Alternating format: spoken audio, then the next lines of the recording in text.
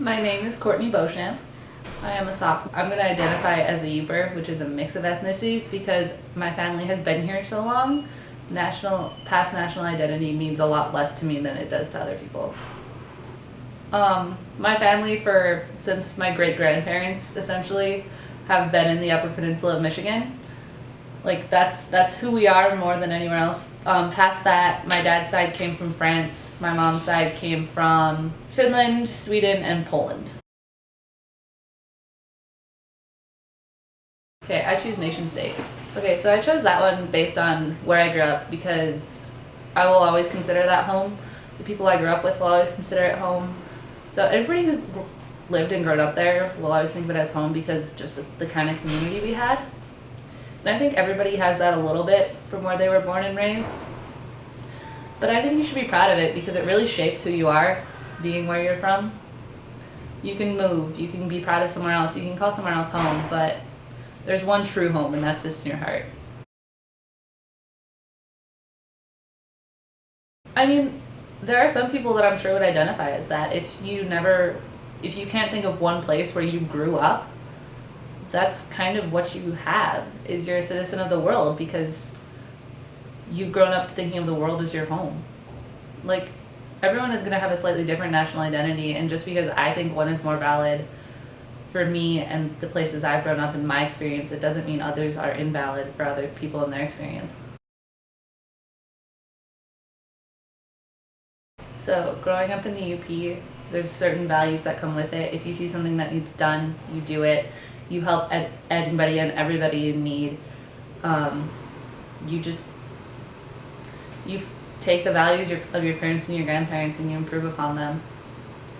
And I know, even though if I can't put it into words, I know that where I grew up has made me who I am today. And it's a person that I've heard, apparently, that a lot of people think is pretty great. So I'm grateful for that. But I know if I didn't grow up there, I wouldn't be the same person.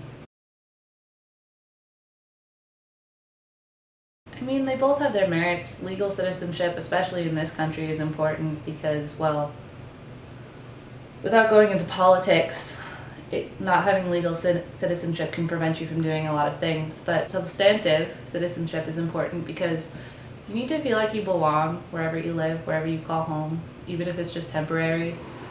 So that's important too.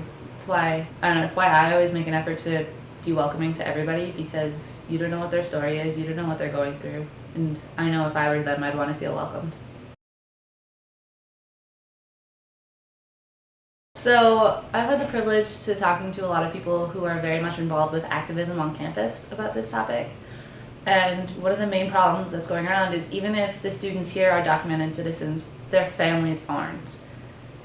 And they're afraid that even though their families have been here for years, that they're going to just get deported. And that's scary.